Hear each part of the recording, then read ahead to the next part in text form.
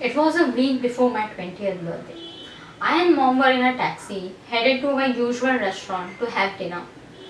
I looked outside, and just like that, I saw two women walking on the pavement holding hands. It made me smile. I so wanted them to look back at me. When I turned around, I noticed my mom was looking at me the way I was looking at them. My head dropped and I looked away. She asked what happened. I said nothing. She kept looking at me intently. So I let slip. They look cute together, no? She said, yeah, they might be good friends. Maybe girlfriends, I barely mumbled. She pretended not to hear. At restaurant, we took our usual corner table. Over dinner, we spoke about my week in college and my friends. So how is the girl you introduced to me from the other day? She asked. I had introduced my girlfriend as my friend. I said she is fine, she is a musician, she is this, she is that, all good things. My mom watched as I gushed about her, without blinking her eye. A week later, right before my 20th birthday, I decided to give myself a gift of freedom.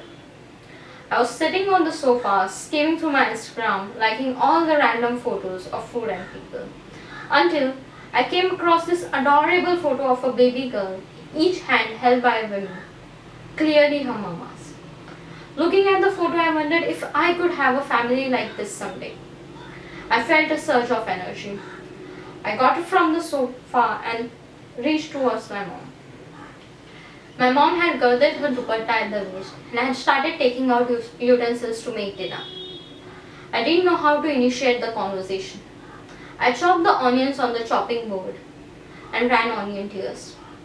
In case if I end up crying, at least I had an excuse. My mom added the jeera and my chopped onions to the kadai. A alluring season emanated from the kadai. Mom, look at this photo. I kept the phone on the chopping board. Now this stage of cooking chicken gravy is very delicate, as my mom had to add the onions and the spices just right. So her brow had furrowed in concentration and she did not look. I stood right beside her. My mom took a spoonful of gravy from the pot and asked me to taste it. I licked my lips. Okay, this didn't work. I felt my throat dry. I reached to the shelf, grabbed a glass, raised myself on a toe to reach the filter. So you could hear only the sound and cannot see it. The sound reaches a sort of climax and you know that the glass is full, and a second more and it will spill out. I took down the glass very carefully and gulped the entire glass of water. Take two. I went towards mom, held the phone right in front of her and said, Mom, look at this photo. Isn't this baby cute? My mom looked away from the gravy and at the photo. These are her mamas. I continued. Doesn't this baby look exactly like her mama? My mom leaned forward and looked carefully. How can two women have a baby together? She asked. Her question was not how two women could be married. Okay, this was an encouraging sign for me. I said, yes mom, even two women can have a baby together. The gravy had started bubbling. It was almost done. My mom asked how. Through adoption or maybe IVF, I explained. That night, my mom came inside the bed at her usual bedtime with a phone in hand checking her WhatsApp messages. Take three. I said, Mom, I have to tell you something very important. My mom said, yeah, tell me, what is it? I made her sit on the bed, sat right in front of her. My mind swirled like a gravy. I could feel my clenched stomach and my palpitating heart. I warned myself, if you don't do it today, you would never be able to. So tell her right now. I had practiced this scenario thousands of times in my mind, and I thought I could utter every single word with ease and perfection. But all I could manage to say was, Mom, I feel different. My mom opened her mouth to speak, but I went first. I like girls. I sat and clenched my eyes tightly, waiting for all the incoming wave of drama and disagreement to happen. If not a tsunami, at least a medium-sized wave. But What I hadn't anticipated was silence. When I opened my eyes, my mom was looking at me, smiling, and said, "It's okay." I stared at her with my eyes open.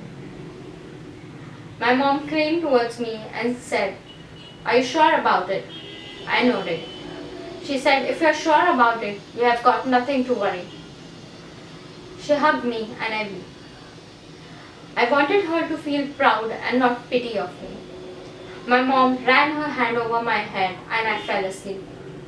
The next morning when I woke up, she was drying her hair after bath. She smiled at me in her usual way as if nothing had happened. I wanted a reaction, something to make the last night huge event feel real for me. The calm was too much. So I decided to be clumsy and provoke her to scold me.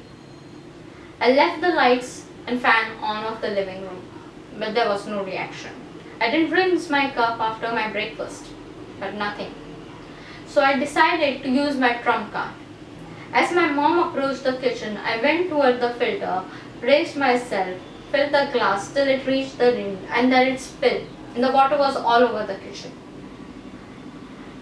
My mom said, "Sanjana, what are you doing? Always stuck in the phone of yours." I knew she was mad at me.